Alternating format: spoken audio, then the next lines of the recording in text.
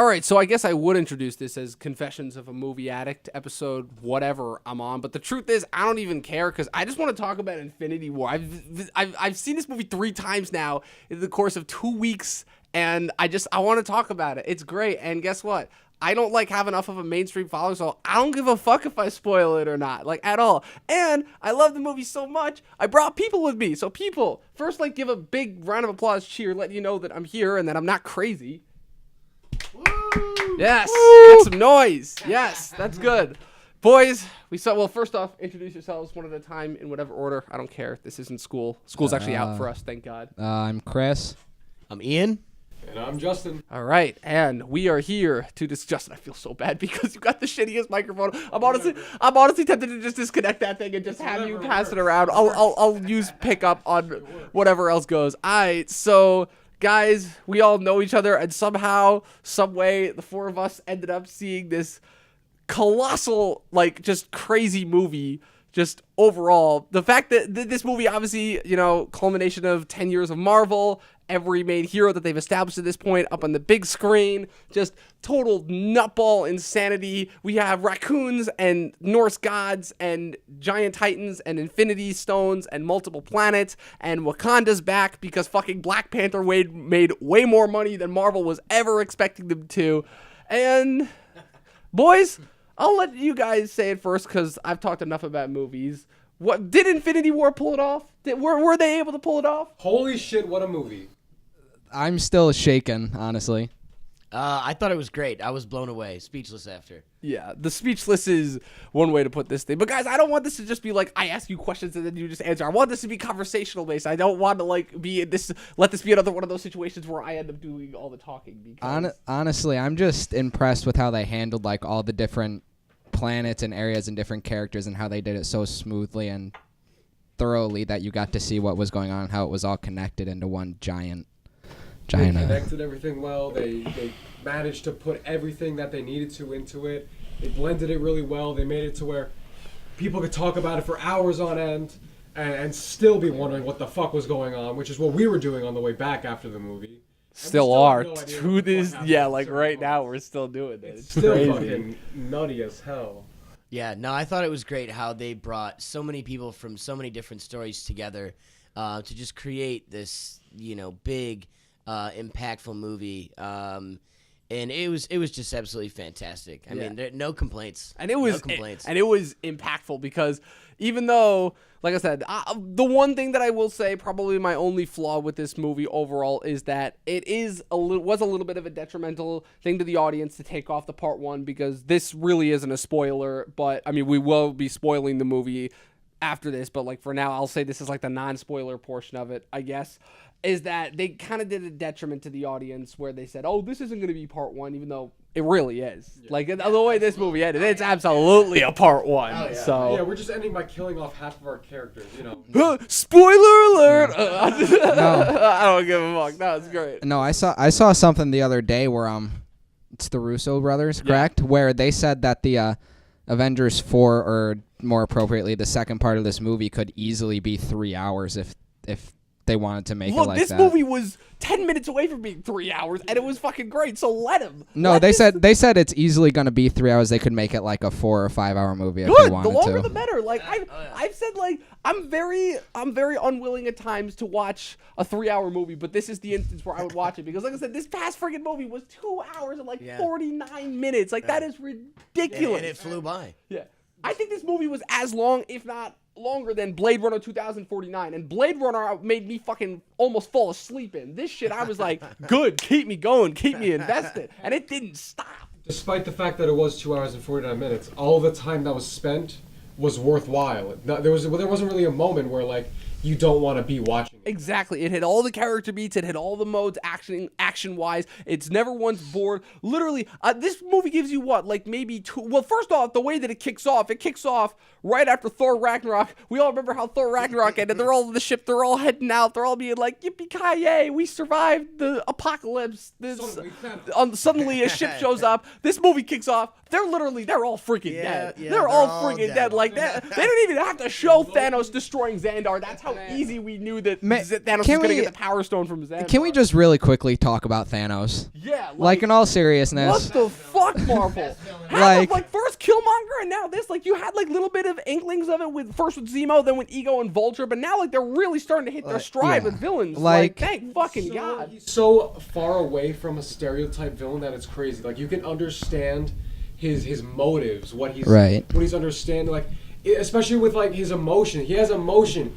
Like it's something you don't really see with like these main villains. Yeah. Right. So well. His whole purpose isn't really like world domination and power per se. It's literally trying to make the universe better in his vision though. Like, he really is a despot in his own mind, and he really like is sadistic and crazy enough to actually believe that he is the one who can save everybody. But at the same time, he also did with Gamora. Spoiler time. Yeah, we were in spoilers. We already kicked it off. That like the ending of Ragnarok doesn't matter at all. So Gamora's people, he showed how he killed half the population, and it ended up working. So his motives are backed with sound logic. With logic and evidence, the fact that it does work. It's fucked up, but it also works as it's shown. And he just wants to do it for the better, I guess. I mean, he's also kind of sadistic. No, he is nutty. And he has demonstrated that even though he does have that code of honor, it's really weird where he'll just let certain people live.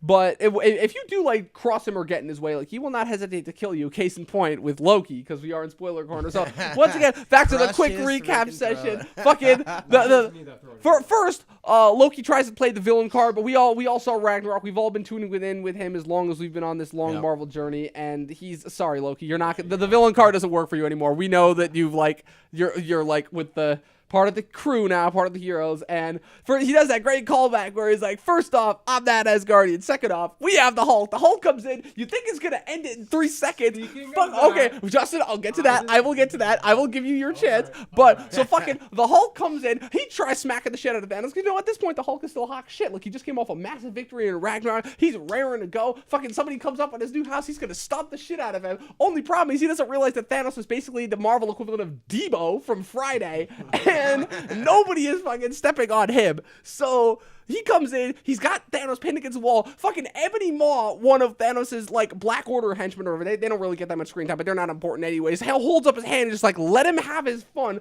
Thanos pulls Hulk off of him. First punches him in the throat, punches him in the gut, fucking like street shots him. It's like watching Clubber Lang in the first 3 rounds of Rocky, and Jesus, he demolishes the Hulk. Within the first 3 minutes of the movie, the Hulk, the strongest Avenger to this point, has been knocked out by this guy. That just to introduce you to him power-wise. And then, of course, the infamous Loki scene, which I can let you guys have that. I just really want... Oh, but first! So, real quick, later on in the movie, before we get to the Loki scene, the Hulk reverts back to Bruce Banner, and every time Banner tries to revert back to the Hulk refuses to come out because Justin, my roommate, invented this term. Thanos scared the Hulk out of the fucking Hulk. He scared the Hulk out of the fucking Hulk. Because for the rest of this goddamn movie, that Hulk shots you saw in Wakanda, those were a fucking lie. Marvel lied to you again. Fuck that. Hulk pulled his bitch mode in this movie. Because like, despite the Incredible Hulk, which I enjoyed personally, but that's just me. I think the Incredible Hulk is a good because I like movie. the Hulk as an individual. Despite him getting what I think his ass beat by Abomination, he still came on top at the end. Yeah. But like this was the first time that the Hulk's ever been completely one-upped like entirely. one-upped. And not even, not just fight. like fighting, right? Yeah. Not just like fighting style wise, but literally overpowered. Yeah.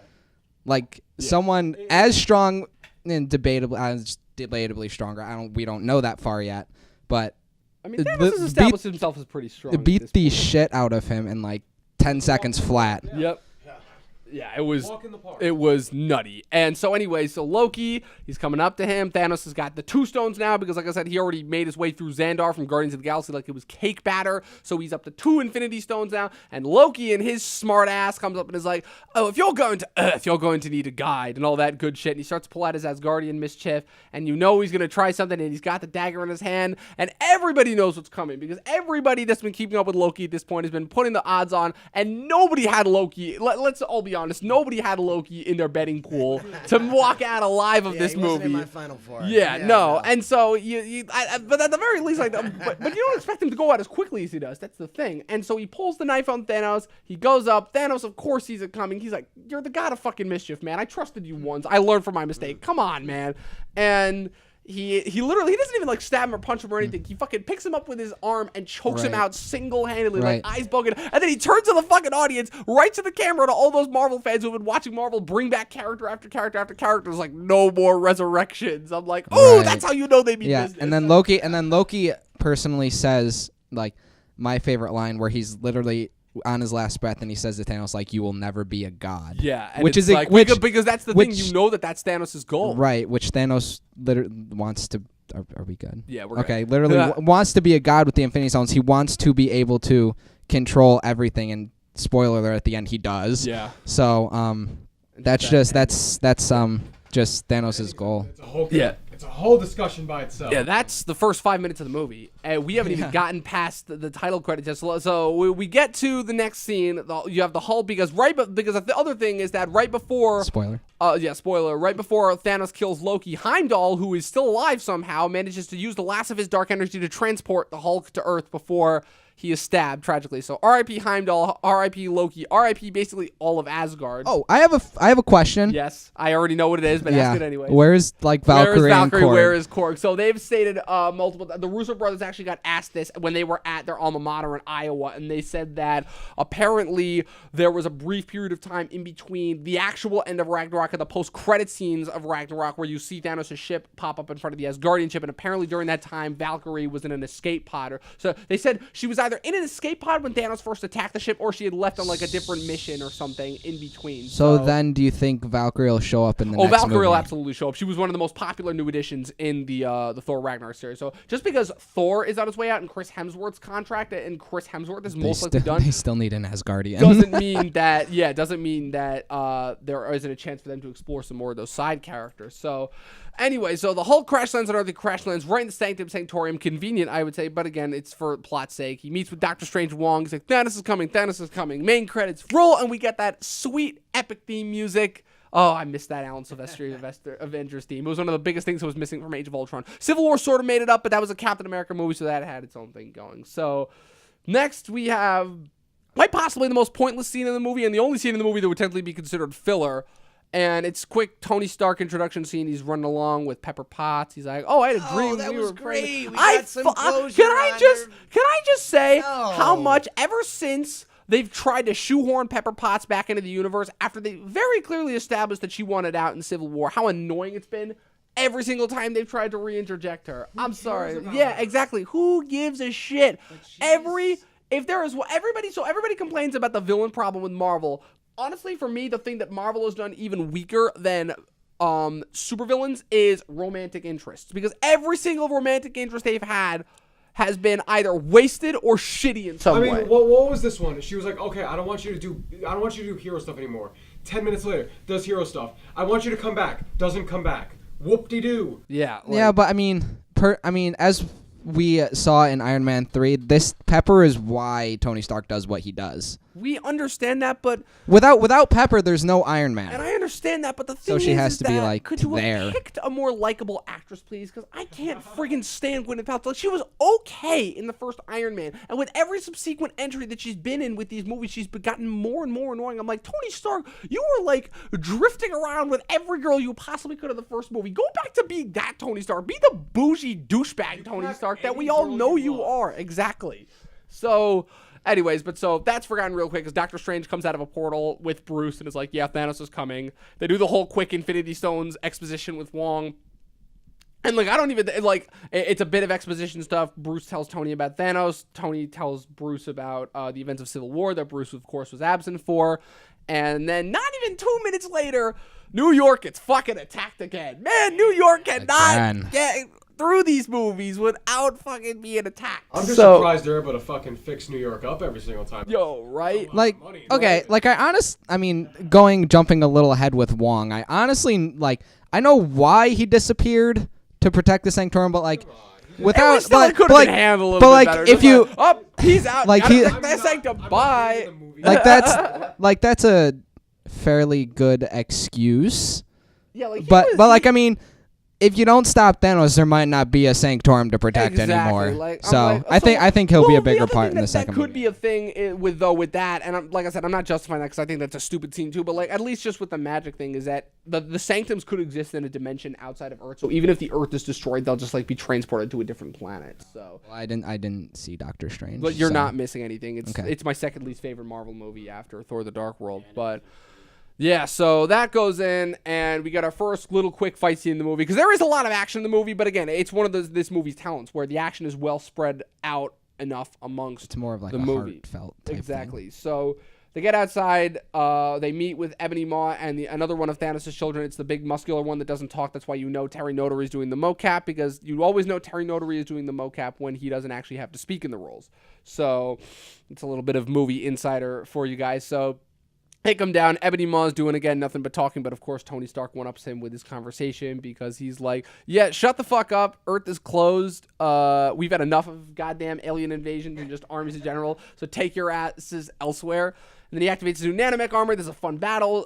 Peter Parker notices from his little bus in Manhattan. We got our Stan Lee cameo. We got our Ned cameo. I will admit the Ned scene was actually pretty funny. Like, they used him pretty well. It's just like, Ned, cause a distraction. We're all it's gonna like, die! It's an alien ship. Yeah, technically he's not Ned lying, is still though. the MVP. He wasn't wrong. The New York is getting destroyed behind us. Because contrary to a lot of people's beliefs, I actually don't like the Spider-Man solo movie. I still love Tom Holland, but I don't like that Spider-Man solo movie. That writing was some of the worst writing I've ever seen. Kinda but dragged on. Ned is the MVP, and so they cause a distraction. Peter swings outside. He swings in just to save Iron Man, and I actually caught the line that he was saying when he gets tossed by the alien. He's like, "Kid, what the fuck are you doing?" He's like, "I was on a field trip. We were going to MoMA." Then he gets smacked, and I'm like, "Oh, Museum of Modern Art. I get it. That's not funny. Whatever." So fucking, so they do that. They're fighting around. You know, Wong, Doctor Strange. They pull some magic stuff. Doctor Strange is kidnapped by Ebony Maw. Ebony Maw's still talking shit. Doctor Strange doesn't care. And then, of course, you know, they have their witty banter. Spider-Man grabs onto Strange, gets dragged up to the spaceship. Iron Man flies after him. All that good stuff. Spider-Man almost dies in space. And contrary to my theory about this movie going in, Spider-Man does not die. He instead falls off the spaceship and is caught by the Iron Spider just in the nick of time, and then hangs onto the spaceship. And next thing you know, they are hurtled away into space. Tony Stark, Spider-Man, and Doctor Strange, the adventure has officially begun. So, and here's the weird thing is that even though that's just the first major sequence of the movie, that isn't even close to the first act, because, you know, I'm into screenwriting and I like analyzing films and acts. And I'm going to play a game through this. I'm actually going to let you guys guess when the film comes to the end of its first act. I know when it is, but I'll let you guys guess when it is, and I want to see how many of you get it right. So, who wants to go on to the next scene? Because I've talked enough. At least for now, I need a little bit If of we go back to breathing Spider-Man for a minute, Yeah. because the Spider-Man Homecoming, I wasn't the biggest fan of it. Right. But I would say with Tom Holland's role in Infinity War, I started to believe him more as Peter Parker. Right. Oh, see, that was the Absolutely. problem. You never did. bought him as Peter Parker? I don't know. I guess I'm still stuck in the Maguire and Garfield days. Right. You know? And Garfield. well, that's the thing. I don't say fuck Garfield because I've had each and individual qualms with each one of Spider-Man. See, the funny thing is that actually out of the three people cast as Spider-Man, my least favorite is Tobey Maguire. Like, if we're just talking pure casting, not acting ability, casting, my order goes Holland, Garfield, Maguire. They've progressed for me naturally throughout. Where Maguire, my thing with him was that I never once bought him as a teenager, and he always felt so one note in that characteristic. But the thing is that the movie around him was so goofy and fun, and that world was so colorful. And like I believe that was like a comic version of New York. Like it was just corny and goofy enough because Sam Raimi manages to inject that style into every one of his movies that I was like, you know what? Okay, sure, why not? I accepted him, even though Spider-Man 3 is an abomination. Then we moved into the Amazing Spider-Man movies. Spider-Man 3. Yeah, those two movies are crap. Those two movies are two of the worst Spider-Man movies I've ever Grace's seen. Venom. Oh, God, no. But I'm in the Amazing Spider-Man movies now, which, first off, Right. directed by Mark Webb, which that's the only reason why that poor man directed those movies, because Sony tried to pull a Marvel at that point with the Amazing Spider-Man, you know, getting an indie director who'd only done the one movie to direct this giant blockbuster franchise. This poor bastard had no idea what he was doing, got bullied almost every single day he was said. I've said multiple occasions, the first Amazing Spider-Man is literally just a retread of the first Raimi Spider-Man, but with all the fun and joy sucked out of it. Andrew Garfield proved himself. He is an incredible actor. Not my choice for Spider-Man, because I don't care what you say, but I will not buy Andrew Garfield once. like as a Peter Parker that's just skating around. He's cool as Spider-Man, but like that's not Peter Parker. Tom Holland for me, I still maintain, is the perfect mix between the two characteristics perfectly. He makes a perfect Peter Parker, but he also makes a perfect Spider-Man. And I know that a lot of people's criticisms for this version of the character have also come from the fact that he is so dependent on Tony Stark, where as opposed to I don't like that. his more independent comic origins. But here's the thing: they're putting him in the Marvelverse. What else are they gonna do? Like just make him totally autonomous? Like know that they're gonna connect him to Tony Stark, especially because those two connect later on down the line in the comics. So that's the only reason why I say I don't have a problem with that. And I think their bond is good, and the two of them always knock it out of the park acting-wise. Yeah. I love the way the two of them bounce off each other. Exactly. And and so so we move on. So we're in space. They've left. And then we cut to the next big sequence, which is the Guardians of the motherfucking Galaxy. They're actually in this movie quite a lot.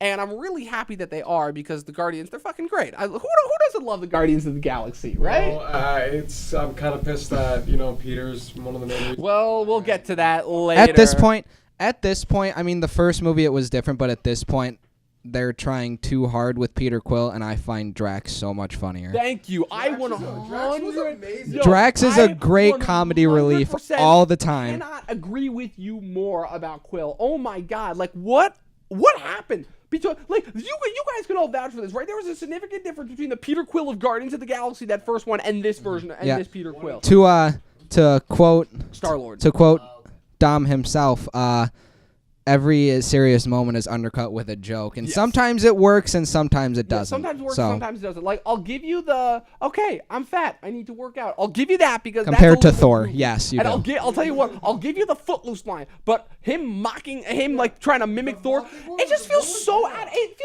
out of place that even the other Guardians are like, dude, what the fuck are you doing? Like, come on. And you know that if James Gunn actually had his way and got to direct a rated R Guardians movie, he would make those movies rated R, and it would make them even more glorious. Like, to me, honestly, that's the way that you make Guardians 3 even greater, is if you make it rated R. Because imagine like a rated R, like greasy space adventure, but like with the Guardians, like how amazing that would be. Yeah, but they would never do that because it would completely limit the demographic that would go to see it.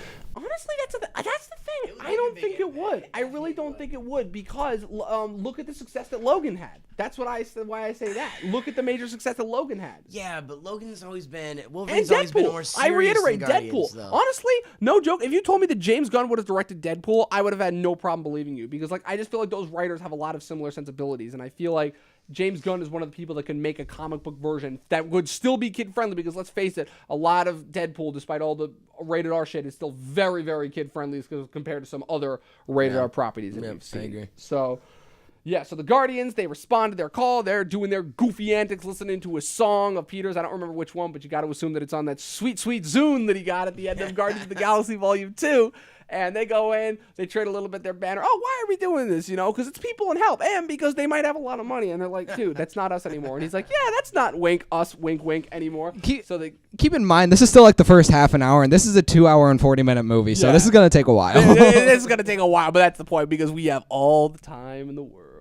No, we don't. I don't know why I said that. So, they get there. It's the remains of that Asgardian ship. It's people floating around in space. They're like, holy shit, what happened? It's the scene that everybody saw at D23 and freaked out about. Thor hits the windshield, slams on the windshield. The Rocket Raccoon is like, wipers, get it off.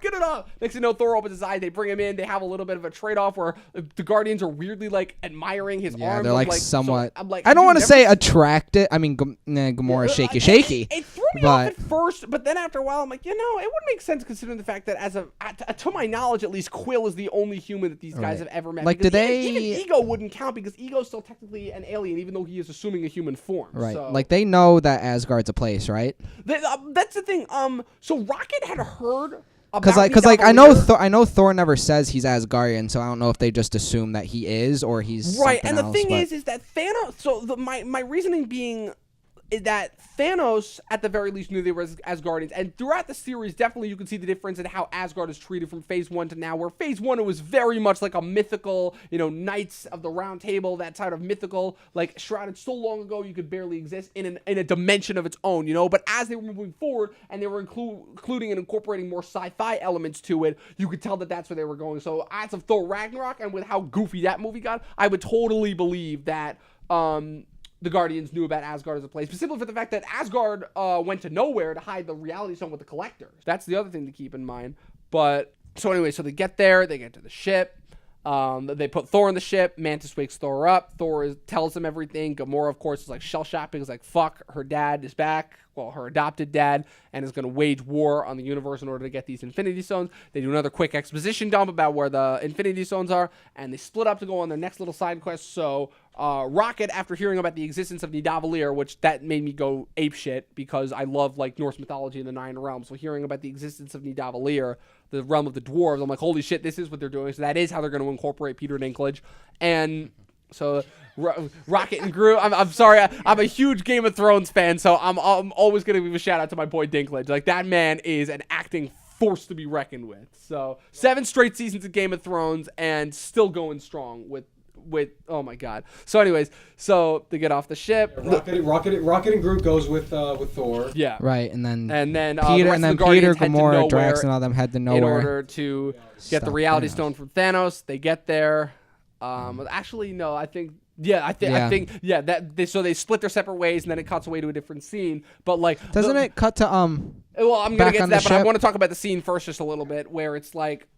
First off, just seeing Thor react that way with the Guardians. I feel like if it was the Thor that was coming out of Thor: The Dark World and Age of Ultron, it would have been a little more awkward and probably wouldn't have flowed as well. But after seeing Thor Ragnarok and how goofy that movie got and how they almost like completely reorganized Thor's characteristics outside of his bolsterous Asgardian self, it works out perfectly. Yeah, it makes him more relatable and realistic. Exactly. And outside of as realistic as it can get for flying raccoons and aliens in space. But outside of Chris Pratt as Peter Quill trying way too freaking hard with the humor, it works and it's hilarious, and I love seeing them bounce off each other and seeing like the comedy. I'm like, this was the first time where I'm like, okay, this universe, like they're coming together, like they're holding out on their promise.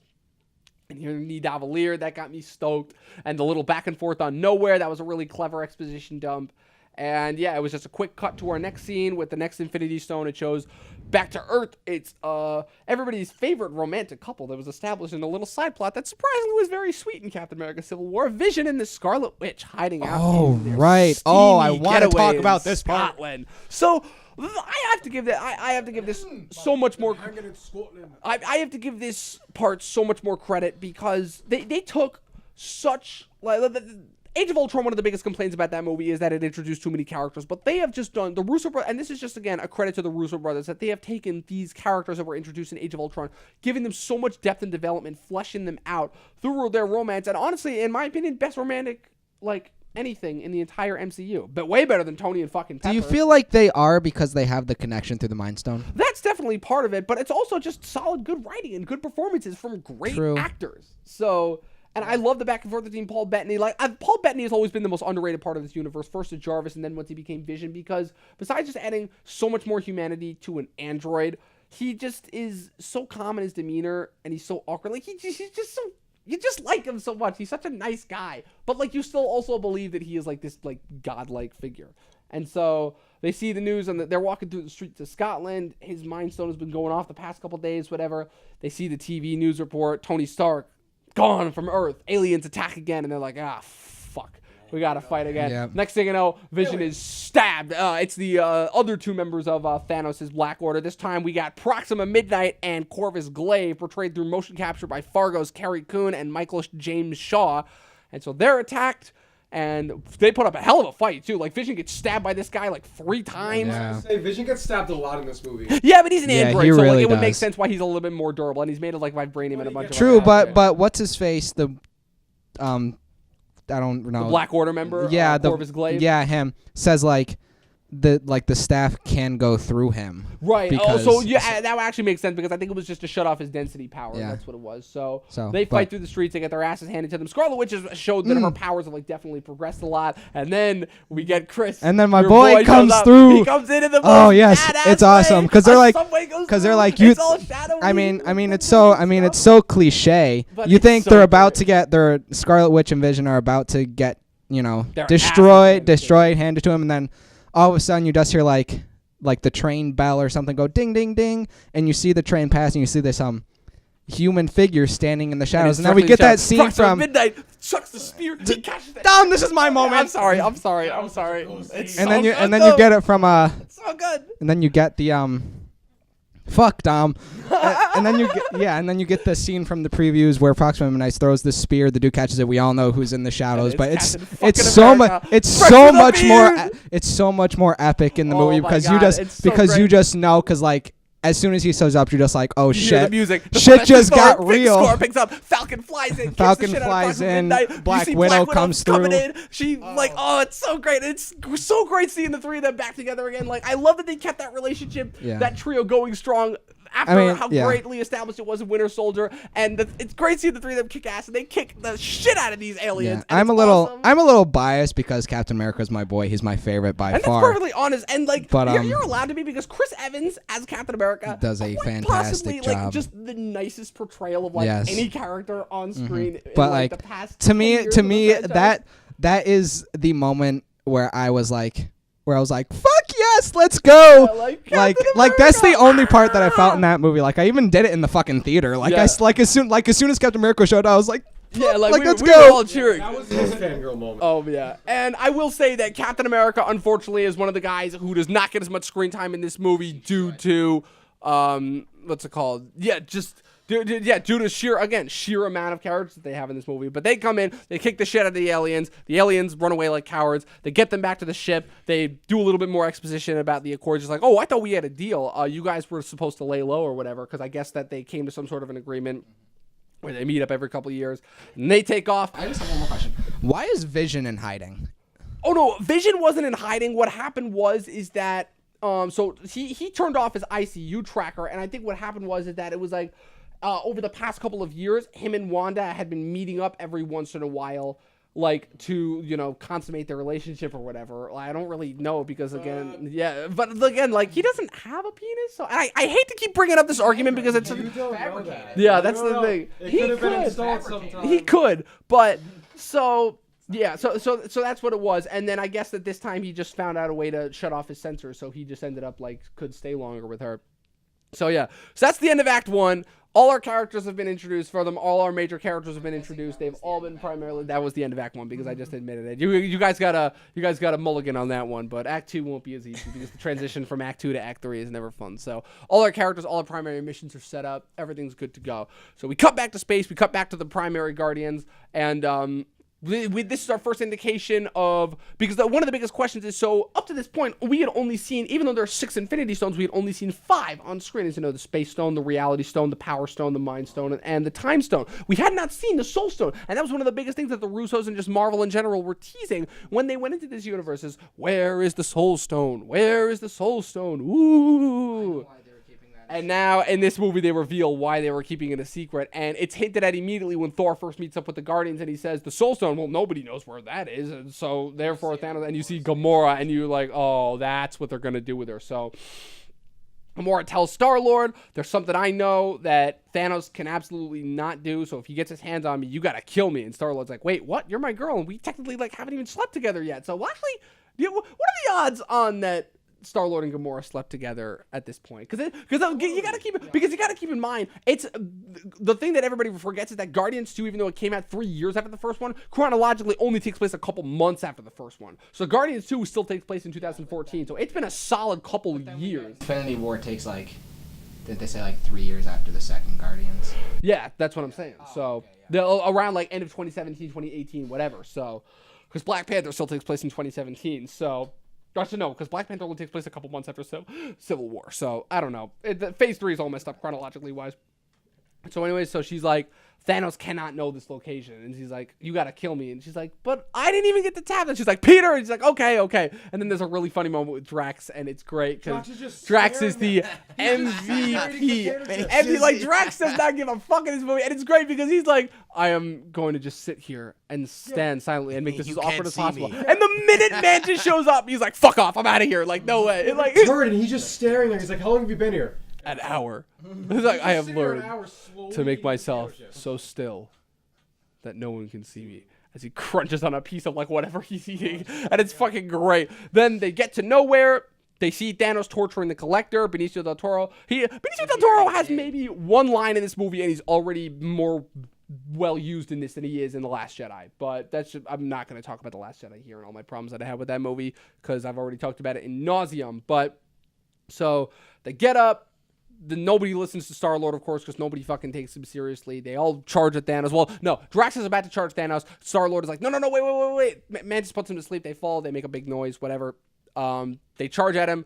Fucking Gamora somehow gets the one-up on Thanos and stabs him. Somehow, he drops dead out of nowhere, and and she starts crying out of nowhere, and I love it because Star-Lord, basically the personification of the audience, because it's the same thing that the entire audience is thinking. It's like, well, that was easy, and next thing you know, oh, it's all a lie. It's all a lie. Yeah. The whole thing evaporates. It's all an illusion. Thanos comes out. He's already got the reality zone. He's been waiting for them, and this is like the first sign of like Thanos is intelligent, because granted, this is, I think, the first time so far we've seen Thanos on screen since the opening minute, and it's been like a solid, like 20, 30 minutes at this point. Yeah. So Thanos comes in. He's like, oh, daughter, I've missed you. And she's like, I don't miss you, you gross dad. And next thing you know, Drax and Mantis try to charge at him. It's funny because this is, again, another example of like Thanos just like not really wanting to kill people. Like, he doesn't have a desire to kill people. He just fucking toys around them, because he turns Drax into literally like a pile of cubes. He fucking turns Mantis into like silly. She even makes the cartoon boing noise. Comes like tape. Yeah, and fucking Star-Lord comes up. He's holding the gun. Why he doesn't like just zap Star-Lord right there, I don't know. But Star-Lord's like, let her go, grimace, and of course, yeah. And this is kind of like the introduction of like the old Star-Lord, as I'm gonna call it, where he's like a little bit of he's got the one-liners, but like he's actually got some seriousness around him. Like, because remember, keep in mind, goofy as he is, like he still can throw down when he needs to, because he was raised by space pirates who threatened to eat him most of his childhood. So again, we're not at the big Star-Lord fuck-up moment that everybody knows about if they've seen the movie, but it's Gamora. He asks, he's got to keep to his swear. Yeah. Well, no, we haven't gotten to the funny one-liners yet, where he's like, Thanos is like, oh, the boyfriend. He's like, oh, I dreaded this day. And mostly because I thought that she would kill anybody that tried to get close to her in that way. I'm ad-libbing there. He doesn't actually say that, but it would be hilarious if he did. And fucking Star-Lord comes up and he's like, I prefer to think of myself as a, what did he say? He's like, I prefer to think of myself as a part-time Titan killing booty call or something like that. A part-time Titan killing booty call. Now let her go. And he's like, oh, well, she said she gave you a request. Do it. Here she is. Kill her. And he's like, and he's going to do it. Like, he's got the trigger. He pulls the fucking trigger. But Thanos won't let him. And it just shows you, like, the mental manipulation that Thanos puts people through. And he's like, joke's on you. But Thanos did show how he was impressed by the fact that he would do that. Yeah, that's true.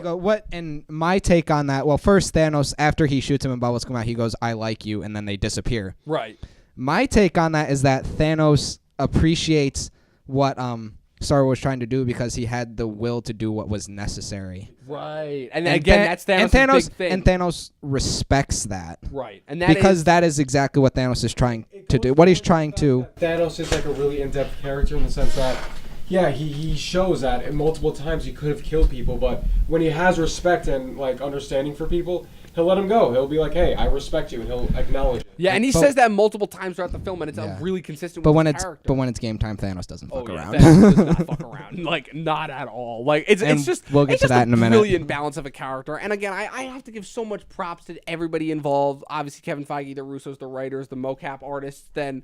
Fucking Josh Brolin, man. Oh, my God. Like, great job. It wouldn't work without a powerhouse performance behind it. And it's amazing to me. Whenever I look at just the span of Brolin's entire career and everything he's done, from his start in the goddamn Goonies to everything that he's done to now. He's the older brother. I haven't seen the Goonies in forever, so the older brother. So the main kid, Mikey, that's Sean Astin from Lord of the Rings. His older brother, Bran, I think his name is Brandon. Okay. Let's just get past that. This is not about the Goonies. Yeah, it's fucking crazy, and he is so goddamn good. I don't think he's ever given a bad performance. He's the best part about Men in Black 3, which I can't stand that movie. And as young Tommy Lee Jones. And ironically enough, he's also in another movie with Tommy Lee Jones, The Coens' No Country for Old Men. Obviously, great Sicario. And, of course, the double back-to-back cast that he landed. Because now, in a week, he's going to be playing Cable for Deadpool 2. And just... That's the same guy? Yeah, that's the same guy. Yeah, Cable and Thanos is being played by the same guy. In the preview, Thanos! He's like, cool it, Thanos! Yeah. So that and... Wow, two powerhouse roles. Yeah, right. And Brolin's gonna knock it out of the park. So, and he does. What he does such a good job of, though, is, again, it's they established within the first 5 minutes of the movie that Thanos is a badass and can kick ass and take And they names. did. And they did. But what they also do so brilliant, and we haven't even gotten to the part yet, are the tender moments, the soft moments. He really does show that he is a guy that does feel legitimate emotion. He's not. Even though it's a motion capture CG performance. Even though it's a motion capture CG performance, up to this point, the only person that proved that he could give that level of a performance in that motion capture is Andy Serkis. Everybody else that's tried, honestly, the only person that's come close to him is Toby Kebbell, and that's only because he played another ape in Dawn of the Planet of the Apes. So, like, I didn't know that some, like, with all the motion capture performances that we've seen so far in the MCU, a majority of them have been voiceovers in capacity. It's not actually, or you get the Hulk, which is just like, again, we actually saw Mark Ruffalo get that stretch his acting chops in the mocap suit in Thor Ragnarok as the Hulk, because you actually saw the Hulk have a personality and not just smash things. But like with this and Thanos, like they do such a good job like making his face look human, because in this movie more so than any of the other movies that Brolin has been in, because he popped up in quick cameos in 2 of the other 3 movies that Thanos appeared in before this. They just capture the characteristics of his face, and it's like it looks like you're looking at Josh Brolin through all that purple mocap and CG, and it's really, really impressive what they do. And so, and the other great thing that I love that they do with Thanos in this movie throughout this entire movie is that, and this just goes to show you what a powerhouse performance is, aside from when he is roaring and fighting the Avengers, when he is actually talking, he does not yell a single sentence. No. In fact, every single sentence that he says is a mild-mannered, like, underlying he always has that underlying tone of menace, but he never once he's not the villain that's angry at the world like Zemo was. Exactly. Or he's not that over the top villain like the fucking because the world was mean to me once. Pretty much, exactly. But it's so good, so fucking good. But anyways, so I'm trying to remember. So after that scene where they get to nowhere, it's the whole reality stone. Thanos takes off with Nebula. Does it bounce? I'm trying to remember. So I think it cuts back to the Guardians with the original, Chris, never mind. No, it's after Nowhere. Wrong. It's after Thanos has taken Nebula from where I think it's back to Earth with the Avengers. Oh, yeah. That's where Captain America and them, and they get so to, again, right. Yeah, exactly. So I think so basically we cut to the next scene. It's basically like a wrap-up of more of the stuff from Civil War. It's Rhodey at the Upstate compound. He's talking with like a hologram of General Ross.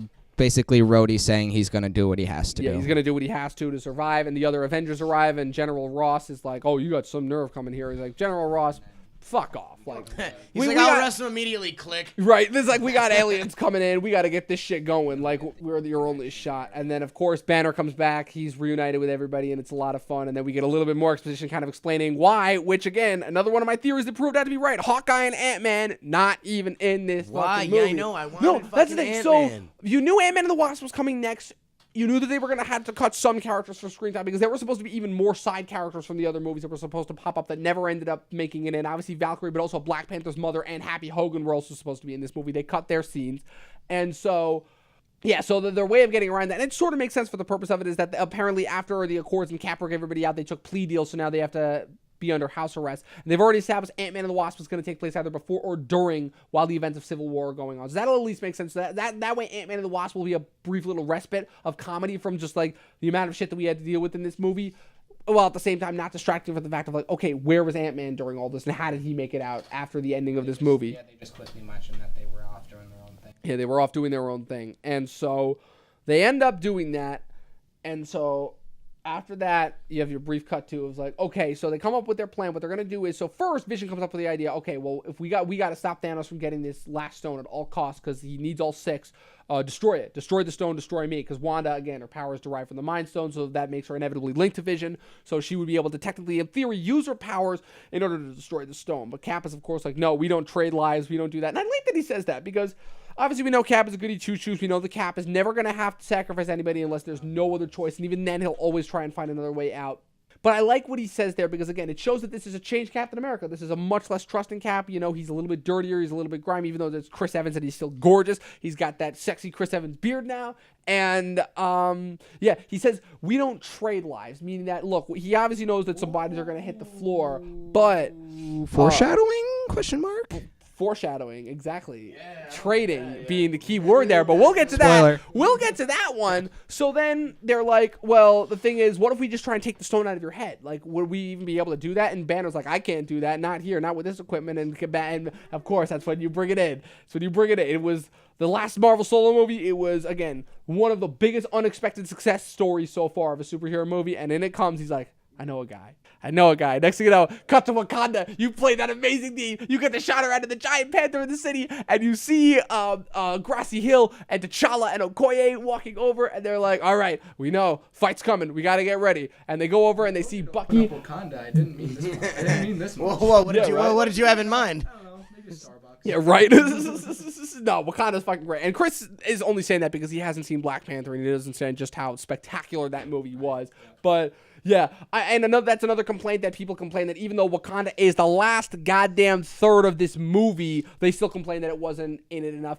And it's understandable because a couple of the people who aren't Marvel heads who go into this, they see Black Panther and all the trailers, and they're like, "Oh my God, is this Black Panther 2? We should totally do that," because a lot of people just don't keep track of advertising and series in general. It's understandable because this series has been going on as long as it has. It is as long as it has.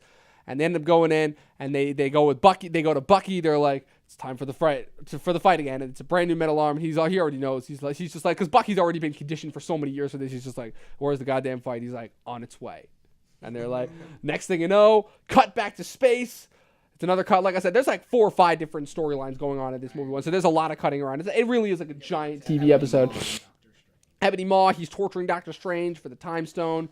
Iron Man and Spider-Man are on the ship. Spider-Man cracks another pop culture reference, and it's like, dude, it was cute in Civil War. No need for it anymore. So he's like, "Oh, you ever seen that really old movie Alien?" And he's like, and I love that. And I love that Tony's already getting sick of it. And again, they're back and forth. It's great. But they pull an alien, they blow up the side of the shit. They suck Ebony Maw out real quickly. Like, for a guy who was talking a lot of shit, he's out of the movie. It feels like it's relatively quickly because of how fast this movie goes. I mean, that guy was like really powerful, and he was showing how like he can literally predict anyone's like activities or attacks or anything back on Earth, and then all of a sudden just space. Well, I guess that just goes to show you that when it comes to space, nobody is immune. Like, because they show him, they pull a Yondu on his ass, like real quick. They show a shot of him freezing out in space. And next thing you know, after they save Doctor Strange's like, turn this motherfucking ship around, and Tony's like, yeah.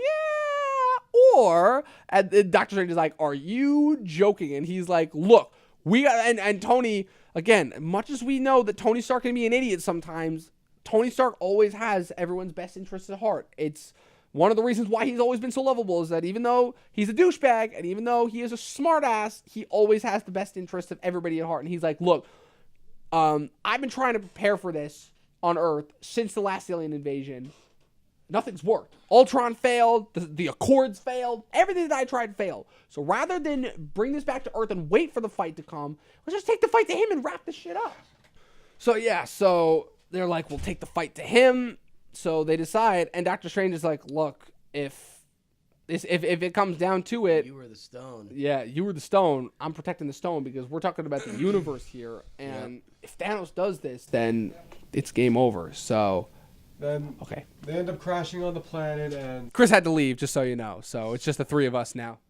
And some dialogue exchange, but a really important part is when Doctor Strange is using his time stone. Oh no, that doesn't happen yet. Like that's just like this is just like the brief cut to in their storyline. So they speed off into space, and they're like, yeah, to wherever the ship is going. Hey Tony, can you drive this thing? Yeah, right. So then I believe it cuts back to Thor, Rocket, and Groot, and this leads to the first of many great back and forths between them, where they're like. I hate how he kept calling him a fucking rabbit. See, that's the thing. Everybody loved that. Everybody thought that was funny. And I'm like... the first, 2 times, yeah. But then, oh, yes, rabbit, you are helpful, yo. Yeah. No. Come on, man. Switches to, trash pan. Yeah, or something like that. I get that's just a continuing trend from the other movies of, how nobody ever gets Rocket species right. And he even says it, when people call him a raccoon. He's like, I'm not a fucking raccoon. I'm a goddamn space animal that looks like a raccoon. But I really like the moments between Rocket and Thor. They're very tender. They're very sweet because Rocket's just a total cynic, but he recognizes that Thor is in pain. And when he asks him, he's like, yeah, everything I have is gone. My home is gone. My people are gone. All my family is dead. My best friend is gone. Thor's been through some shit at this point. And Hemsworth does. I've said my 2 favorite performances outside of Brolin in this are Downey Jr. and Hemsworth. Downey Jr. because he's always on point. But Hemsworth, just in this one situation, it's good freaking God. This guy's been through so much. And I finally buy it because Hemsworth has always knocked it out of the park for me as Thor, but this is the first time that I realized that Thor's got nothing left. Thor's the last of it. And there's also a moment that Thor does here where he brings up his age for the first time ever in the MCU. We've always had suspected how old he was, but for the first time ever, Thor tells us how old he is, and he's like, yeah, I'm 1,500 years old. I've been battling for millennia now. And it just gives you a moment of introspective into just like everything that this guy's been through, and it makes him even more fleshed out as a character. And I give so much props to Hemsworth for selling this scene, and he even has that one single tear, and then Rocket afterwards is like, well, if you're going to do it, you're going to need another eye. And again, it's a callback to a joke, but it works because it's a sweet moment, and he gives him the one of probably many spare robot eyes that he's carrying around from all the guys that he's stolen it from.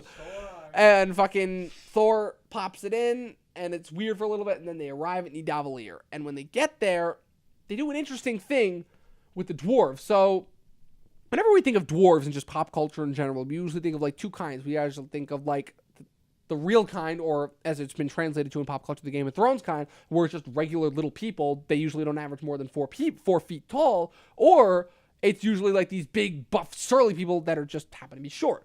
But what they do with Peter Dinklage in this movie and Eitri, when they introduce him as the last living dwarf on Nidavellir, they come in, it's just this giant that's swapping them around because they find that the entire place is deserted. And you look up and you're like, wait, that's Peter Dinklage. Holy fuck, he's a giant. And it's really cool. It's really clever. And they have a cool little back and forth because kind of, again, explaining and filling in everybody as to what happened. They're like, yeah, Thanos made me craft a weapon capable of holding all the Infinity Gems, and then he just killed us all anyways. And yeah, I'm kind of don't know what to do. And then Thor's like, we can stop him, rah. And so they get to work forging the new weapon that will be able to defeat Thanos. And then, if I'm not mistaken, oh god, then we have the big scene. And I was hoping Chris would be here for this, but unfortunately Chris had to leave. So RIP Chris, hopefully you'll be back soon. I'm just kidding, he's not dead. Yeah. So, then we have the Gamora stuff, and this is easily the best part about the movie. So we already kind of covered the flashback, and it shows Thanos abducting Gamora when she is a child, separating her. You see we see in the background her entire half her race. They even do it like they separate like every single green person on that planet on one side, and they completely eradicate the one half. This is one of the first examples of Thanos's his tender side too, though. His tender side as well. When her people are getting massacred, he makes sure she doesn't look. He makes sure she's not witnessing her people getting murdered. But taking care of her, showing her a little toy, a quote unquote toy. Yeah, it's a double-bladed knife that's perfectly balanced, and it's basically his gift to her.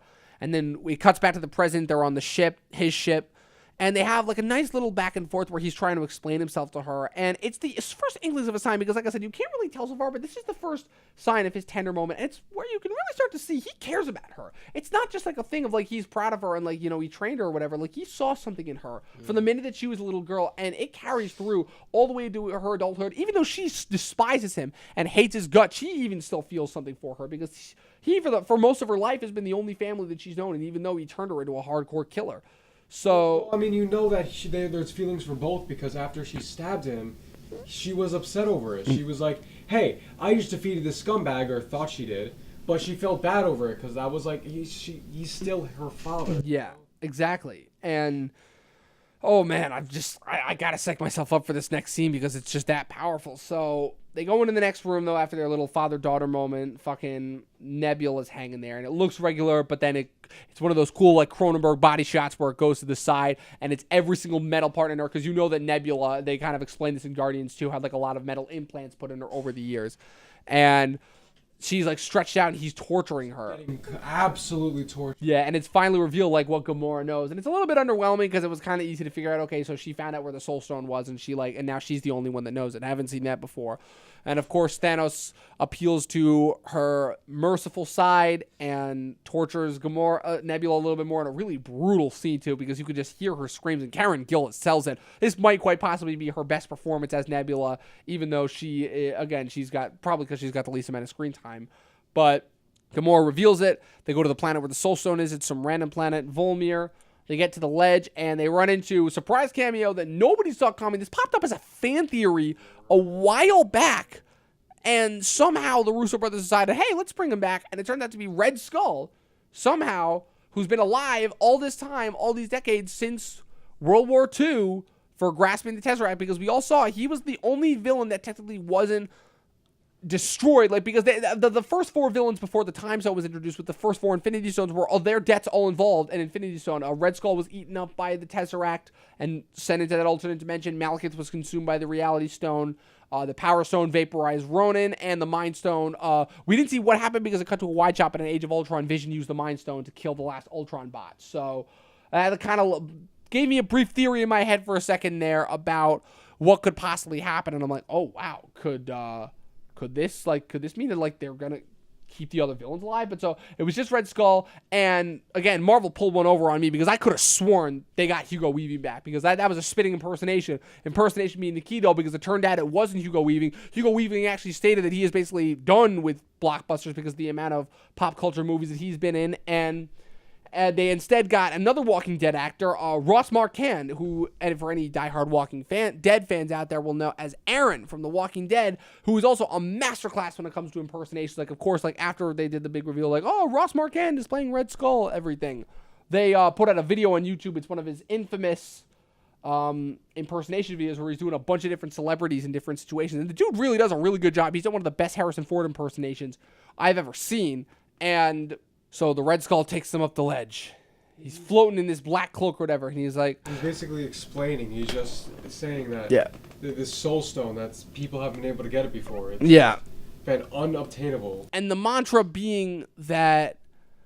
it's a modus operandi and a storytelling technique that we've seen before, where it's like only death can pay for life. You must make a sacrifice, one of those closest to you. And it leads to quite possibly the best moment of the movie, because Gamora starts laughing her ass off and is like, no belief at all yo, you done fucked up, son. You don't give a fuck about anything. All you want to do is kill and maim and destroy. And son, you finally need something that you care about. And next thing you know, but Thanos is fucking crying. You see tears on his face. Thanos is this big beefy dude that like beat the shit out of the Hulk. Beat the fuck out of like everyone.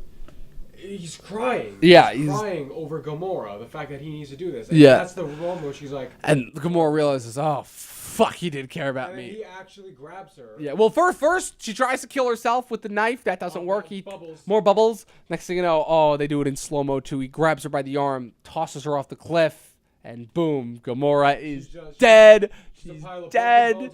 She's dead and gone forever. Probably not, because she accidentally spoiled that she's coming back to film scenes for Guardians 4. Now, whether those are flashback scenes or not, I still am of the opinion that everybody before the snap is going to stay dead. So that includes Gamora, which would suck, because they've really done a good job developing her over the years, but fucking Christ. So that's a powerful scene. Next thing you know, Thanos wakes up in a random pool. He's got the Soul Stone. He's 4 stones down now. So... that scene was really important to his character development, because it showed that he did care for somebody. Yeah. It showed that he had that emotional side and that he was willing to sacrifice the one person that he did really care for to achieve what he wants. And that is the halfway point, and I just got to take a break from talking about the plot of this movie and just talk to you guys like about it, because you guys haven't gotten a chance to talk as much. Like, holy fucking shit. All this stuff has gone down. Thanos has got his hands on 4 Infinity Stones. It's looking worse and worse and worse for our heroes. Fucking... He just gets stone after stone. There's only 6 that he needs. He's already got 4 of them. Yeah, like... he gains them quick, too. He gets them real quick. It just shows you, like, he is not going to be destroyed when it comes to it. But, like, stopping him. The pacing, the flow, it is nonstop. We're already, like, an hour and 10 into this movie, and it feels like it's been goddamn half an hour. That's how quick it goes. Yeah. And it just shows you the power of this really strong writing.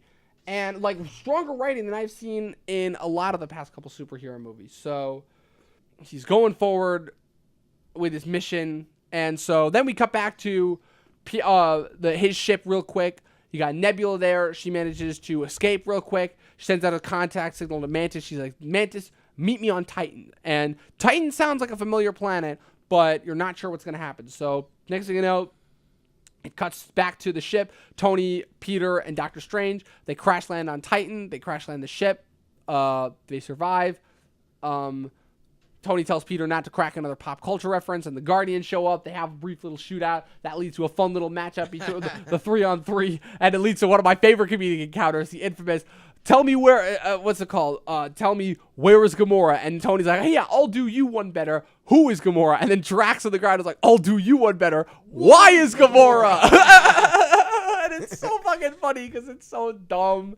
But once they're done though, they kiss, they make up, everything's all good, they're hunky dory. It's great seeing them bounce off each other. You get to see Robert Downey Jr., Tom Holland, Dave Bautista, Chris Pratt, all those guys bounce off each other, and it's fucking great. They have one little Footloose joke that's absolutely incredible, where it's like, tell them about the dance-off to save the universe. It's not a dance-off like Footloose, exactly like Footloose. Is it still the greatest movie ever? It never was. That's a great, like, it's just a throwaway joke to it. It's absolutely fantastic. And so then we cut to another very important plot detail of the movie that comes up, where they look over and you see Doctor Strange and it looks like he's having a seizure, but he's actually using the time stone in a very effective manner, and he's looking forward into the future.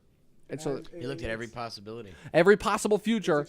14 million futures, and only one of them they make it. So they come up with a plan. They're like, wait for Thanos to come to us, take that stupid thing off his hands, and and they're like, okay, that sounds like a plan. And of course, it leads to the infamous Star-Lord line. That again, it's showing that like they're trying just a little bit too hard with Chris Pratt, just a little bit too hard.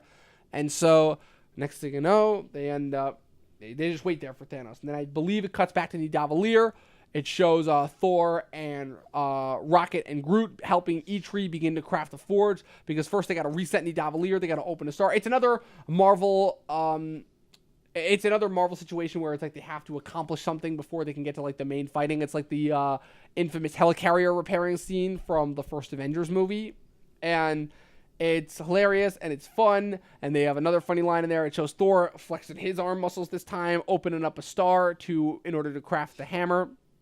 And Eitri is like, what's it called? You'll kill yourself if you hold open the dying star. And then Thor's like, only if I died. He's like, yes, that's what killing yourself means. And it's one of the funniest lines in the entire thing. And he's like... And Thor takes like a fucking sun. He takes a sun, but he's an Asgardian. So, like I said, this is just a placeholder thing for plot details. And next thing you know, Groot does his most useful thing in the whole movie. He uses his arm and... makes a handle, and he slashes it off, and boom, Stormbreaker's there. Thor's and on the ground, and then you see the hammer starting to spark, and then wow, so where it belongs. Things are coming together. Everybody's getting into their positions. Game, set, match, whatever. Back at home on Earth in Wakanda, the Avengers arrive. T'Challa is getting everything ready. Cap reunites with Bucky. It's all nice, fun, and games.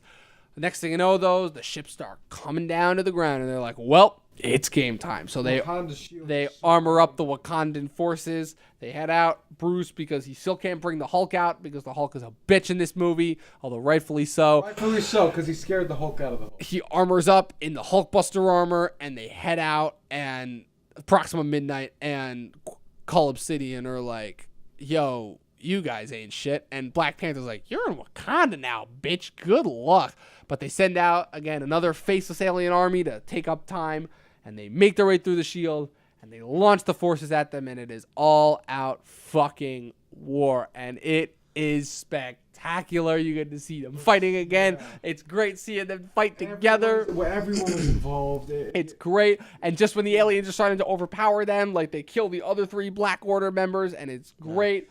Mark Ruffalo in the Iron Man. Mark Ruffalo in Hulkbuster armor. He's like, how do you work this thing? Yeah, it's great. Oh no, that was fantastic. And then he like tripped on the way there. Oh, it's great. And then, I love it. I love it though when they're all fighting. Fucking Okoye and Black Widow are fighting with Proxima Midnight. Scarlet Witch comes down and is like, oh no, you don't, bitch. Scene where she fucking oh my god, it's great. Awesome. Yo, when the Hulk was incredible. And then Corvus Glaive tries to sneak up on Vision, and Vision's like, oh no, you don't, bitch, and he throws him at the window, and they're fighting, and then Thor shows up midway through with the powers of the Bifrost. His suit is reconstructed. He's got Stormbreaker with Rocket and Groot. They're playing the goddamn Sylvester theme, and the Hulk and Ruffalo is like, oh, you guys are so screwed now, and you see them running. You guys are screwed now. Yes. Chubb, when Thor came in, I don't know if you were alive. Like, oh my god, and he's like, bring me Thanos, and he leaps up into the sky, and the thunder was coming down, and they're like, yeah, this is the motherfucking God of Thunder reborn, bitches!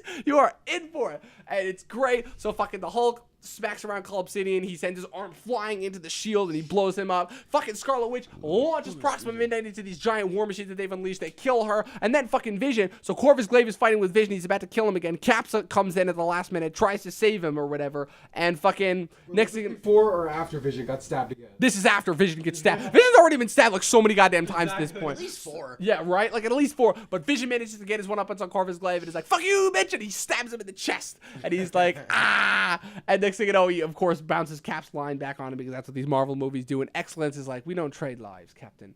Then we cut back to Titan, and Thanos arrives, and it's the final encounter. You see Doctor Strange sitting there, and he's like, oh, yeah, you look like much more of a Thanos. And Thanos kind of gives a little bit more of his grand plan, kind of shows him about his homeworld, because Titan in his homeworld gives a little bit more backstory about himself. And then the fight with him begins, and you have everybody throwing at him. Iron Man launches the thing at him. The Guardians come in, and Spider-Man's jumping through portals. Star-Lord's jumping through portals. A little benefit added to that. Thanos utilizes every single one of his stones that he has. He uses the Power Stone. He uses the Reality Stone. He uses all of them to his benefit. But you can also tell that he is holding back. Like, with as much as he is throwing at them, there's still a lot that he is holding back. Like, a ton. But and I do appreciate that he does. Like, it's not just like, oh, I'm only using this one because it's the best. He utilizes all of them, and it really shows that, like, hey, he has all these now, and they're really powerful on their own side. Right. And even though he throws everything that he possibly can at the Avengers, they still manage to get him down. They've almost got him down. Like, fucking Doctor Strange gets one arm. Drax is leaning on his leg. Fucking Star-Lord has an electric thing on him. Spider-Man's got the webs. Iron Man's holding him down. Mantis is on his head. Fucking... Yeah, doing his emotion things, and fucking, they've almost got it, and they start to pull it off. They're like, come on, help me with the glove, we got the glove off. Almost about to get the glove off. He's in anguish, and also, I forgot to mention, Nebula showed up halfway through. She crashes him with his ship, and the way that Thanos definitely had some favoritism showing, because he clearly showed he does not give a fuck about Nebula. He does not give a flying fuck about Nebula. And... well, again, that's because he doesn't give a fuck about her. So, next thing you know, Mantis is like, he is in anguish. He is in pain. And He's mourning. He's mourning. And Drax is like, what could he possibly be mourning about? And Star-Lord has to hear. He's like, I had to kill her. And Star-Lord, and of course, Star-Lord loses his Fucking shit. ruins it for and everybody. motherfucking Peter Quill, Star-Lord. Listen, Iron Man and Spider-Man were both almost... They're like, oh my god, Spider-Man had the gauntlet off. He's like, I almost got it. Fucking like, we've almost got this goddamn thing off. Come on. Star-Lord has to do it. He punches him in the face, and fucking, he knocks Mantis off, and Thanos, Thanos grabs the gauntlet and wipes shop. He knocks them all back. Fucking Iron Man tries his best. Iron Man, right? Yeah, like, he fucking... Iron Man, like, 1v1'd him for a good amount of time, to be fair. But then it didn't. Yeah, he fucking stabs Iron Man, and he's like... I thought he was so gonna die. Oh, right everybody, you and I thought he was everybody gonna else thought, die I'm like, there. oh man, this is how Tony Stark dies. And we're like, oh shit. And Thanos specifically said he hopes that he's remembered. Yeah, and fucking, and I love the back and forth between Brolin and Downey too, like when he's like, Stark, and he's like, you know me? And he's like, yeah, I do. He's like you, I'm cursed with knowledge. And of course, Brolin's still never letting up. And next thing you know, right as he's about to finish the job, Doctor Strange is like, stop, and he gives him the time stone. And he's like, I'll give you the time stone if you spare his life. And he's like, no tricks, wizard. He's like, no tricks. And he gives him the time stone. And fucking Thanos leaves. And then Star-Lord comes in. And he's like, What the fuck? did we lose? And Downey's, and Robert, fucking Iron Man's like, what did you do that for, man? And Doctor Strange's like, we're in the end game now. And it cuts back to the last. It was the only way. It's the only, right. 1 out of 4 million. 14 million. 14 million. He knows that was the only way. Only fucking way. And next thing you know, he comes to Earth. It's the last like couple minutes of the movie, and he plows through them like they're nothing. Oh yeah, like to get to Vision. He crumples them like Every they're one of pieces them, like paper. fucking smacked to the like as if they're nothing. Fucking Vision turns to Wanda. He's like, "We're out of time. You got to do this." And Wanda's like, "I can't." And he's like, "You have to." He's like, "I'm gonna die. Like, let's do this." And it's a beautiful moment. I love the back and forth between them. It's absolutely spectacular. Paul Bettany and Elizabeth Olsen completely selling it. She fires a beam into his head as she holds back Thanos. She blows him up. And of course, it's all for naught because Thanos tells her he has the in his time last stone. shot. He's like, my child, believe me, I understand how you feel. And she's like, how could you? And she's like, I've lost more today than you would ever know. But right now, there is no time at all. And he uses the time stone, brings Vision back together, grabs him by the throat, picks him up, plucks the time stone out of his head. He shuts down and he crumples to the ground. So within the course of 3 seconds, we have to see Vision die not once but twice. God damn! He also dies like twice. And we haven't even gotten what a beast! Right? Vision is the shit. Vision's getting stabbed and dying multiple Hey, times. What a play! Yeah, hey, if it doesn't kill you, it makes you stronger, right? Except So, he's a little bit dead. oh man, Yeah, he's so very fucking. much dead now. But he does it, and Vision is dead. And the next thing you know, they get one last shot because Thor chucks Stormbreaker into him, right into his chest. Charge in with it? No, he just Thor comes out of nowhere. He's in the sky. fucking chucks the that thing shit. in, and fucking like goes he's right like, into his chest. he almost thinks he's got it. He's like, I told you would die for this, and he's like, you should have gone for the head. And before Thor could do anything, you hear it, the left hand, and that's it. The snap that broke the internet. Because afterwards he goes in, he sees a little Vision thing, he sees baby Gamora. She's like, what did it cost you to do this? And he's like, everything. And again, it's just Thanos keeping to his character that he truly felt that he had to do this. Like he made choices here that he did not want to do. And next thing you know, it goes back to Wakanda. It seems like everything's fine. He teleports away after Thor's like... He teleports away, but his gauntlet is also... messed up. Like, It's gone. messed the fuck up. And it wasn't It's in the last steaming, scene. It's smoking, yeah. When he was sitting in that circular log thing. When he was in that fantasy area, he didn't have the gauntlet at all. Right. But when he was teleporting away... It was severely damaged. Right. Yeah. And yeah, fucking, yeah. so he teleports away. They're all like picking up the pieces. They're like, what just happened? Next thing you know, you hear it, Steve. You look over at Bucky. He's disintegrating away. Next thing you know, Black Panther comes over to Okoye. God, this is no place to die. Place to die. No time to die. He disintegrates. Fucking Groot And she does disintegrates. as well, right? Falcon. No, she's good. She's good. Falcon disintegrates. Made the worst bet on the Guardian. Right. Thought that only Rocket. I thought I will take advantage. I will take responsibility for this. I was convinced that Rocket Raccoon was going to be. He's the only goddamn one that's left, and it goes down the line. You see Groot, you see Falcon, you see Scarlet Witch. It cuts back to Titan. Fucking Mantis. She senses something's up. She goes. Drax goes. Star-Lord goes. And then one of the most emotional scenes. No, because Doctor Strange is first. Doctor Strange is first. Tony looks at Doctor Strange. He's like, fucking, what's it called? He's like, Tony, this was the only way. And then he goes. Further kind of insinuating that this was the only one of the 14. And then, oh my God. Man. Fucking. Peter, I don't feel so good. Mr. Stark, I don't want to die. Oh my God. And it fucking, I will admit they do steal a little bit from Doctor Who, but it still works so well. And He's a kid. oh my God. He didn't want to die. He's fucking scared shitless. He was in Tony's arms. And at the last and minute, he didn't know what to do. oh man! And then at the last minute, he's like, "I don't want to go. I don't want to go." And he's just because he's a fucking kid. And I don't care if Marvel, if it feels forced. Holland sells the shit out of that scene. He's so good in it. Downey's so good in it because he's trying to comfort him, his son, but he doesn't know how. And then it just cuts to Nebula, and it's like he did it. He fucking did it. And next thing you know, it's Thanos. He's relaxing on a planet, and he's at peace. And then it ends. It ends. Part 1, because you know they're gonna be back for part 2. It ends with him winning. He won. He Yeah. got what he wanted. It's just the first Marvel movie ever where the villain friggin' wins. Yep. And he does it in the most brutal way possible.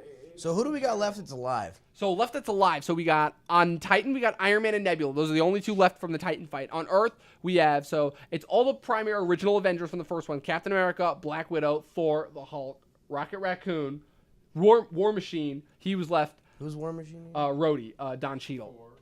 I said Thor. And then the two Black Panthers, two soldiers, Okoye and M'Baku are still there. Yeah, yep. Shuri, we don't know because we didn't see because she was left off screen. And then that's it. And like I said, so I maintain the theory that everybody that dies before the snap, that being, of course, Loki, Gamora, Vision, Heimdall. I'm still convinced all those guys are dead. I think if they do bring Zoe Saldana back for the next one, it'll only be for like a flashback part. And everybody that's after the snap, though, I think they're all going to be coming back. Because, like I said, they kept the original Avengers around for a reason. Because part 4, it's going to be kind of like their send-off, their swan song. And they're going to bring Hawkeye back. Like I said, the end of Ant-Man and the Wasp, will reveal who gets disintegrated from that crew. Because I have a feeling they could disintegrate Hank Pym and Janet Pym, but keep around Scott and Wasp. I could see them Ant-Man, doing that. Ant-Man's definitely gonna survive that. Definitely. Cause just good, and I can see his franchise continuing going because just friggin' Scott Lang is way too they're popular. probably gonna do what 3, just like the normal. Yeah, exactly. It's gonna and be the second one will be out this summer. Yeah, it's gonna be a lot, and fucking yeah, and of course the post-credit scene. Which Captain that Marvel. post-credit scene, which Nick Fury and Robin Scherbatsky. They managed to find a way to Nick get Fury and Robin They managed to Scherbatsky. find a way to get Samuel L. Jackson and Kobe Smulders back in there. There's like Sam Jackson, he's got to be in every goddamn movie. And Sam Jackson, I love the way he goes out because Sam Jackson, he's just so goddamn used to death. They did so many cursing cutaways in this movie. I'm like, it's like motherfucker, and he disintegrates and he drops some people to the ground, and you see the Captain Marvel symbol, and you're like, so that's how they're gonna do it because Captain Marvel. I don't have any knowledge about Captain Marvel. So if I can give you a brief, just 30-second like origin story on her, she was an army surgeon, and when the During Kree what, War, World War II? no, just like regular, I think like modern times or whatever, because I don't think her character was invented until like the 80s, I want to say. Okay. And fucking a Kree warrior crashed down on Earth. His name was Marvel. She got involved in an accident with him somehow, and somehow his powers like transponded over to her, giving her like basically intergalactic Kree powers, like she can fly, energy blasting, all that good shit.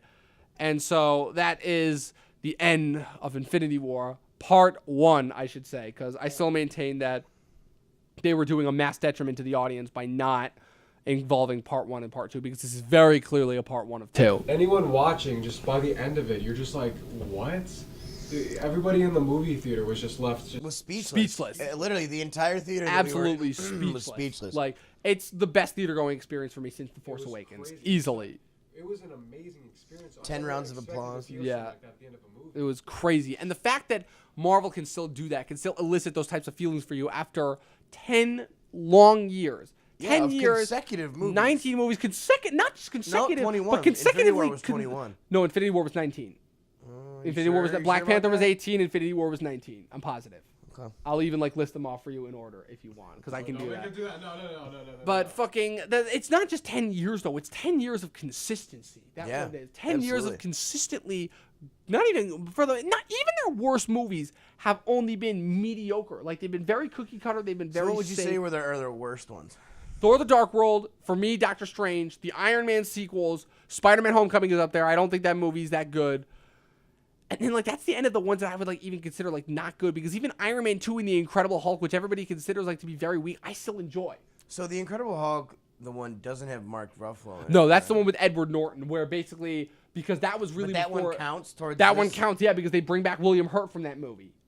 The General. He was in that movie. Okay. So, that one How technically counts fucking towards stupid chronology. is that? What? The recasting? Yeah. I mean, I don't know. Fuck. Keep Edward Norton. Well, that's because Ed Norton refused to play ball, and he wanted... No joke, Edward Norton kind of rewrote that entire Incredible Hulk script under a ghost name, and he probably would have done the same thing with the Avengers if Disney hadn't stepped in and bought Marvel, because that was back when Marvel was still associated with Paramount, their own individual studio, so... I mean, I like Mark Ruffalo and Edward Norton. Yeah, Edward Norton's was definitely... Ed Norton is good. This was a darker version of Bruce Banner. Oh, yeah, it was back in Marvel's more grounded days before they started introducing it was more raw. Yeah, You know? but I still like when Mark Ruffalo brings to the character. I think from minute one, Ruffalo knocked it out of the park, no and complaints I've about it. loved him as the Hulk. He's probably one of my favorite superhero castings ever.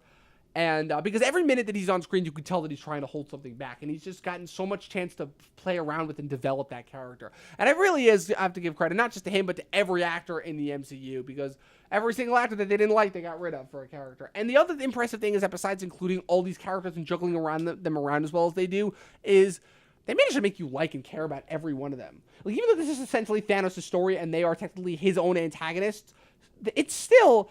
impressive that they managed to make you care about each and every single one of them. And I have to, It's just the fact, just the overall fact, just thinking about it as a movie in general, just the fact that they would do so many things right. The timing, the pacing, the fact that they made the villain so good, the motives, the characters. It's just so impressive that it's, too much to even comprehend. Yeah. With one movie. And it's spectacular how they're able to do it. So... that's basically the end of our Infinity War spoiler, so we're going to wrap it up here. But before we do, I just want to play a quick little fun game for you. And I just want to know your guys' top 10 favorite MCU movies, because I assume you guys have seen a majority of the MCU movies. I can list them off in order yeah. for you if you need them. So I can run off my first. I can give you 5. I don't know if I'll give you 10. Yeah, so My top 10, I'll just run through those first just to make it like nice, quick, and easy on you guys. So my number 10 is Age of Ultron because I still think that movie is very underrated, and I think that movie gets a lot more hate than it deserves, and it's very enjoyable. Number 9, Guardians Volume 2. Number 8, Ant-Man. Number 7, Civil War.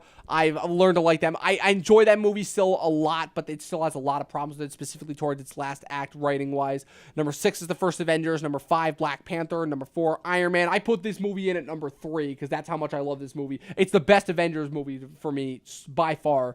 Number 2, though, my top 2 are still remain the same. The first Guardians of the Galaxy and Captain America the Winter Soldier, because those 2 movies are still the ones that just completely blew my mind with what Marvel was capable of. I'm like, oh, this is... Because before that, I was like, okay, they did the Avengers. Like, what else can you do now besides that? Because Iron Man 3 and Thor the Dark World were starting to worry me because those 2 movies were very underwhelming. And I'm like, so that's it? They just have their dumb solo adventures? But Winter Soldier and Guardians of the Galaxy are still those movies that showed me, oh, this is what you could do and how crazy you can get with these solo adventures. So... yeah, now you guys can roll off your Marvel. I mean, I'd honestly say, like, the Infinity War is probably, like, my favorite so far, honestly. Really? Yeah. Black Panther being second, Guardians being third, Civil War being... not Civil War, Winter Soldier? Yeah, Winter Soldier being fourth. And fifth has to either be Iron Man or... yeah, probably Iron Man, actually. Yeah, because that's right. You still haven't seen the first Avengers, right? Yeah. One of the few. That's crazy, yeah. Out of all the movies to not see. Not the first Avengers. Yeah, of all the movies. Yeah. Which, ironically enough, it seems grounded by... compared to this movie with how Right. much craziness. Yeah. All right, so now Ian, roll off your top 5. All right, so I guess I would say number 5, first Iron Man. Okay. I loved that one. So good, still. I would say 4, probably Guardians. Right? 3, I'd say Civil War. I really liked Civil War because it involves Spider-Man. No, It was I the love first time Civil War. seeing that. I absolutely love it. I just think that other movies handled it better, and I think had Yeah. tighter scripts and tighter stories. Civil War is still magnificent, but still has just a tad bit problems for me, specifically where the villain is concerned. Even though I like Daniel Bruhl as Baron Zemo in that Yeah. movie, he's still like the fact that he's treated as a plot device for most of the movie. And then I guess I would say number 2 is probably Winter Soldier, and number 1 probably Infinity War. You know, Yeah, so it's- far. I mean, it just how can you not? You Yeah. know, it just was. It blew me away. It's It impressed me at every corner, every opportunity. It capitalized on. yeah, it's Absolutely. I think it's safe to say Marvel said they were going to deliver with this movie, and they did on absolutely everything that they said they They would. deserve every good thing coming to them. They really friggin' do. So that's it. This has been Confessions of a Movie Addict, Episode 4, Avengers Infinity War. Spoilers. But before we get out of here, Ian, where can the good people find you online, if anywhere? You can find me on Twitter at Mr. Wonderful _ITH and Instagram at Ian Hamilton 18. All right. Justin, where can the good people find you? Instagram, dat_kid_Justin_. Yeah, I made it when I was like 12. Fight me. And on Twitter, No one's judging, man. Twitter at Zedigy, Zedigy. All right, and you can find me on Twitter at Movie Nerd Review. You can also go to my website, movienerdreviews.com, where I try to upload the latest movie reviews for the latest, newest movies. And also, of course, my Instagram, which I'm now trying to post consistently on, just at my name, at Dominic Rizzi. And, of course, the infamous YouTube channel, where you can find this at Movie Nerd Reviews. And also on SoundCloud, I believe it is the same thing, Movie Nerd Reviews, where this file will be located. That is it. That has been an Infinity War. And with that, I am also wrapping up my time here for my first year at SUNY Oswego. I'll see you guys next time.